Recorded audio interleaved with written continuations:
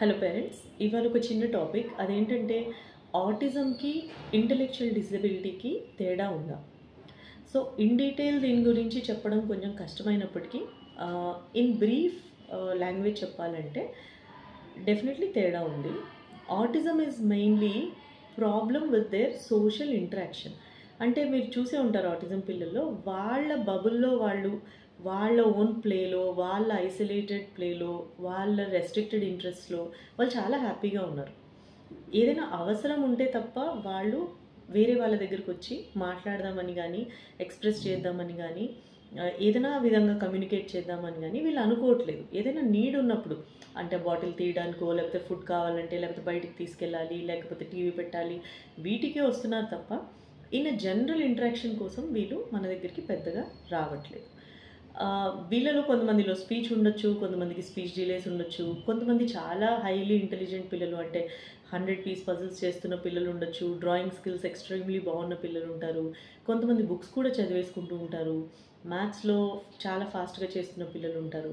But by and large most of the autism kids intermediate లెర్నర్స్గా ఉంటారు. అంటే నేర్చుకుంటున్నారు but not at the pace of a typical child. And కొంతమంది extremely slow learners కూడా ఉంటారు. అంటే వీళ్ళకి అలాంగ్ విత్ ఆటిజం ఇంటెలిజెన్స్ కూడా చాలా లో ఉంది అని తీసుకుంటాం. మరి ఓన్లీ ఇంటెలిజెన్స్ లో ఉన్న పిల్లలు ఎలా ఉంటారు? వీళ్ళకి social interaction is not the major problem.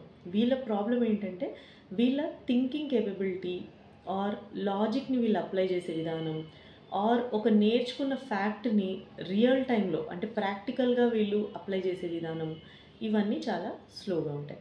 Along with that కొంచెం మెచ్యూరిటీ ఆ ఏజ్కి తగ్గంతగా ఉండదు కాబట్టి కొంచెం చిన్నపిల్లల మనస్తత్వంతో ప్రవర్తిస్తూ ఉంటారు. అంటే ఫర్ ఎగ్జాంపుల్ ఒక 6-year-old చైల్డ్ ఉన్నాడు. From a 6-year-old child we expect that తనకి లాంగ్వేజ్ పూర్తిగా అర్థం అవ్వాలి, మనం మాట్లాడేది. తను కూడా చాలా కాంప్లెక్స్ సెంటెన్సెస్లో మనతో కమ్యూనికేట్ చేయగలగాలి. జరిగింది, జరుగుతున్నది, జరగబోయేది ఇవన్నీ తెలిసి ఉండాలి. మనం ఏదైనా వై లాంటి క్వశ్చన్స్ అడిగితే అది అలా ఎందుకు అయింది అంటే వాళ్ళు దాన్ని ఎక్స్ప్లెయిన్ చేసే విధంగా ఉండాలి. ప్లస్ వాళ్ళు చదువుకుంటున్న కాన్సెప్ట్స్ని వాళ్ళు రియల్ టైంలో అప్లై చేయగలగాలి. అంటే ఫర్ ఎగ్జాంపుల్ వాళ్ళకి క్వాంటిటీ వచ్చు, బట్ అది రియల్ టైంలో అంటే నా దగ్గర 10 ఉన్నాయి, అతని దగ్గర 30 ఉన్నాయి, అంటే అతని దగ్గర ఎంత ఎక్కువ ఉన్నాయి నాకన్నా అని మనం అడిగినప్పుడు నాట్ సింప్లీ లైక్ 30 - 10 అని వేసి ఇవ్వకుండా ఒక వర్డ్ ఫార్మాట్లో మనం అడిగితే వీళ్ళకి అసలు అర్థమవుతుందా అన్నది ఇలాంటి క్వశ్చన్స్ ద్వారా మనకు తెలిసిపోతుంది. అంటే by 6 years we expect that వాళ్ళకి ఇది అర్థం కావాలని, కానీ వాళ్ళకి అది అర్థం చేసుకోలేకపోతున్నారు.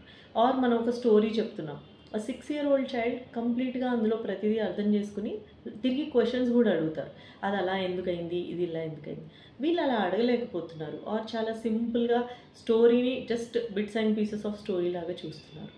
లేదు ఫర్ ఎగ్జాంపుల్ వీళ్ళు కలర్స్ అలాంటివి నేర్చుకుంటున్నారు, కానీ ఒక ర్యాండమ్ క్వశ్చన్, నాకు ఒక 2 వెజిటేబుల్స్ రెడ్ కలర్లోవి అండ్ 2 yellow కలర్లో ఉన్న ఫ్రూట్స్ చెప్పగలవా అని మనం అడిగినప్పుడు వీళ్ళు కన్ఫ్యూజ్ అవుతున్నారు.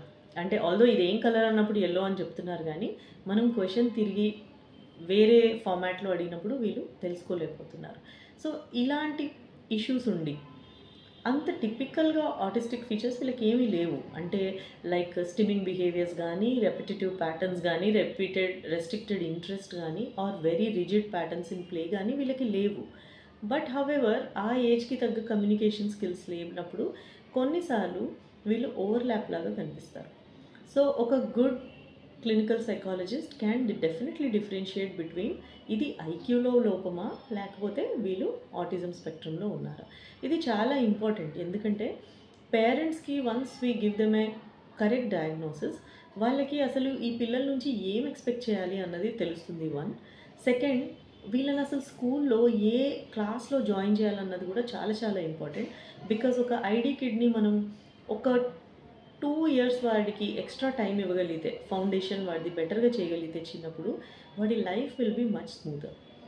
అండ్ థర్డ్, అసలు వీళ్ళకి నేర్పించే విధానం ఎలా ఉండాలి అంటే వీళ్ళకి స్పెషల్ ఎడ్యుకేషన్లా నేర్పించమంటున్నాం కదా, అంటే అది అసలు ఎలా నేర్పించాలి అన్నది మనం చెప్పగలుగుతాం. సో కొంతమంది పిల్లలు we are seeing in this zone, like వాళ్ళు అది ఆటిజం అనుకుని వస్తున్నారు, కానీ యాక్చువల్లీ కంప్లీట్గా ఎవాల్యుయేట్ చేసి చూస్తే అది ఇంటెలెక్చువల్ డిసబిలిటీ. ఆల్దో పేరెంట్స్‌కి ఆ టర్మ్ ఎక్కువ శాతం నచ్చకపోవచ్చు. బికాజ్ ఇంటెలిజెన్స్‌ని లో అంటారేంటి మా పిల్లోడిలో అని. కానీ వాళ్ళకి మనం విడమర్చి ఎక్స్‌ప్లెయిన్ చేసినప్పుడు ఇదమ్మా మీ బాబులో ప్రాబ్లమ్. మనం ఇలా నేర్పిస్తే వీళ్ళు చాలా బెటర్‌గా ఉంటారు. రేపట్లో వీడి ఫ్యూచర్‌లో వీడు ఎక్కువ ఇబ్బందులు పడకుండా ఉంటాడన్నప్పుడు చాలామంది they take it in a right sense.